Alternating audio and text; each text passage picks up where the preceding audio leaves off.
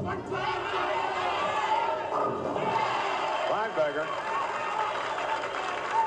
John Petraglia. And that's been his best finish in the East, or at least New York.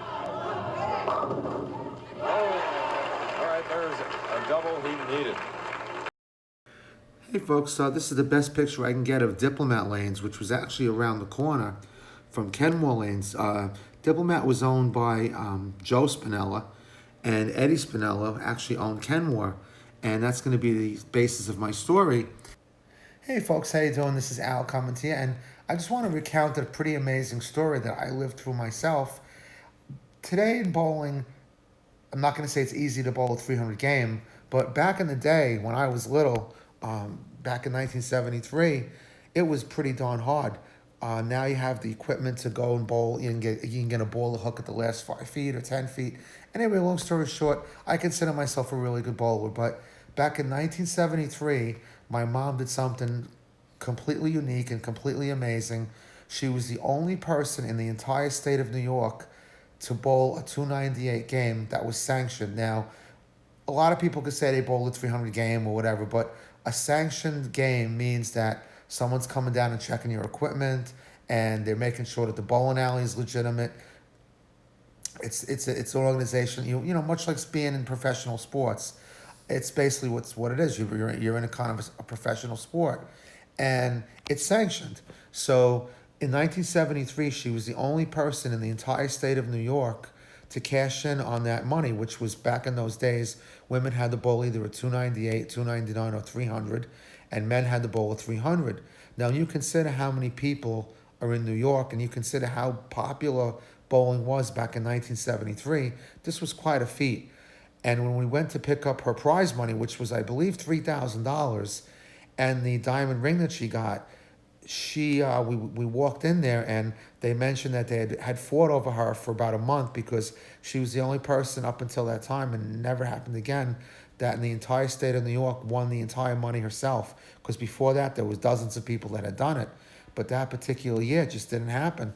So she bowled it in Kenmore Lanes, and for those folks out there who remember Kenmore Lanes was on Church Avenue in Flatbush, and it was owned by Eddie Spinella. And Joe Spinella, his brother, owned Diplomat Lanes, which is where I did much of my bowling when I was younger. And it was a great little bowling alley because it was right next to Jan's Ice Cream Parlor. You had to walk down steps, and then there was, I believe it was 20 lanes in Kenmore, and I think Diplomat had 22 or 24, can't remember. But my father and I were home one Thursday night. My mother would bowl once a week. We would go out and practice, her and I, during the week. And we got the phone call that she had bowled a 298 game, and we rushed down to Church Avenue, and which I loved because I was always into eating hamburgers and hot dogs, and that was one of my early loves about being in a bowling alley, was going down and saying, hey, I'm going to have dinner at the bowling alley. This is fantastic. Usually that doesn't happen until Saturday. So we went down there, and of course everyone was making a big deal out of it, and as they should. And my mom was actually so nervous that she didn't even bowl a great series. I think she bowled like a 140 or something that last game. But you might be wondering why I added in the little tracks of John Petraglia and Mark Roth. My mother actually bowled with both of those gentlemen, and I actually met both of them myself. John Petraglia was pretty interesting because he was my idol. He was a Green Beret, and he turned professional bowler. He was from Brooklyn and Staten Island. He's actually still alive today, as is Mark Roth. And in 1974, after my mom had bowled the 298 game, we went into Leader Lanes, which was on Coney Island Avenue and about Avenue L. And I walk in, and all of a sudden, here's John Petraglia, and he's in there practicing. And he comes up to my mom, and he actually apologizes to my mom. And I'm like, what the heck is this about? They had bowled in a pro-am, which was like when you get a pro bowler and I say an amateur bowler, and they bowl together and they try to win money. That's what a pro-am is. And my mother had bowled great. She bowled a 225, and he bowled like a 150, and it knocked him out of the tournament. So here it was, my idol is apologizing to my mother. I mean, how amazing is that? And I got to talk to John Petraglia. He shook my hand, and it was a great inspiration for me. And I went on to bowl a lot in my life. I'm still bowling, and I've done a lot of cool things. But the fact that my mom was able to accomplish this feat back in 1973 was just completely amazing. It had never been done before. It'll never be done again.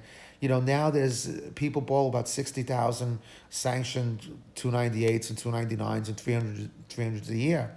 The equipment is much different. You can make a bowling ball do pretty much whatever you want. You got to throw it right. You got to be talented. But in the end of the day, the ball will hook 5 feet, it'll hook 10 feet, whatever you want it to do. Back in the day when my mom bowled this 300 game, you had a hard rubber bowling ball. These things never wore out, but wasn't kind of like today. You had to really buckle down. And let me tell you, my mom was a great bowler. She was a strong woman. She was about 165 pounds, maybe like 5'6", very strong. She was always did physical work.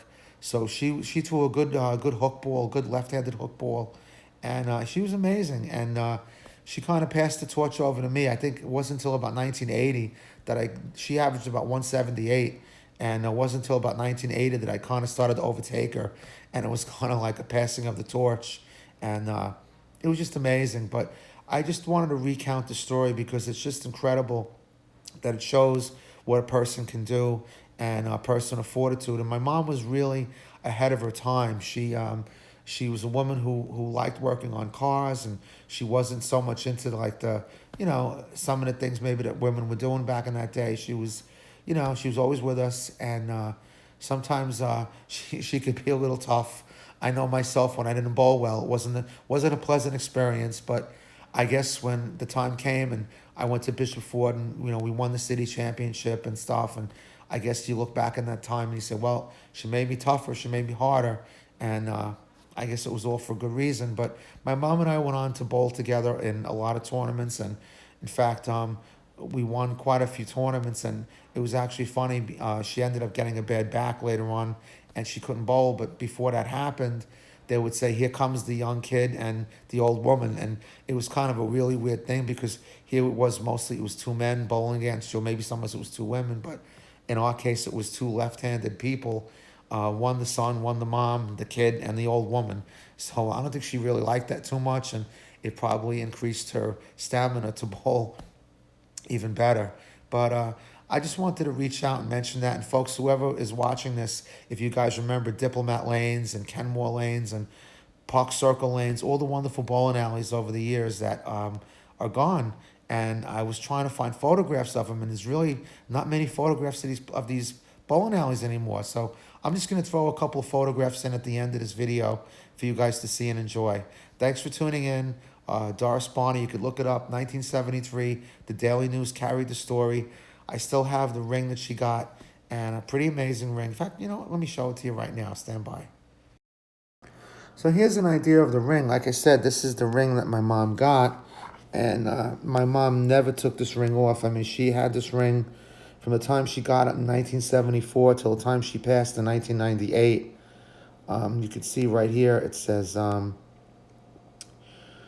think that's it. Yeah, I'm trying to look at it myself. Is it this way? Hold on a second. Yep, there it is. That's the correct way. So you can see on the upper left, it's WIBC. It stands for Women's International Bowling Congress. That was the sanctioned organization. And you can see right here on this side, it's a 298. If you can see that in view. And as you can see, it's one. And my mom used it. Like I said, she never took it off. As you can see, well, you might be looking at my bowler's thumb. There's my bowler's thumb. That's kind of, you can tell I'm a bowler by the thumb and by a couple of surgeries that I've had on it. But anyway, that's the ring. And I figured, folks, I'd close out this video with a picture of Diplomat Lanes, which is where I used to do most of my bowling. It was owned by Joe Spinella, and the other one was owned by Eddie. Okay, so this was Diplomat Bowl, and I started bowling here, let's see, when I was 8 years old. So when my mother bowled at 298, I guess I started bowling here in September of 73. And this is closed now, of course, but as you can see in this picture, Joe Spinella's bowling alley, Diplomat Lanes. Eddie Spinella was the brother who owned Kenmore Lanes, and I really was looking for, trying to find a photograph of this, but this is 26 Snyder Avenue. Right on Flatbush and Church, right around the corner from the other one. And For those people out there who probably remember this Blaine, it was a great bowling alley. There's actually a precinct right across the street. I think it was the 6-2, but someone might be able to help me with that. That was the entrance right there. There was a big municipal parking lot across the street. But we had a lot of fun there, folks. So yeah, I just wanted to put that in and commit that to history. So I just want to show you, this is a picture of my mom's bowling ball that she used to bowl the 300 game. It was an AMF Classic Pro Roll 3-dot, and that's the one she used. And still have that down the basement of our house on Prospect Avenue. So good luck bowling out there, folks. And remember, hope they all come up strikes for you. So until next time, see you real soon, and have a good night. This is Al signing off from sunny Florida. Take care, folks. Bye-bye now.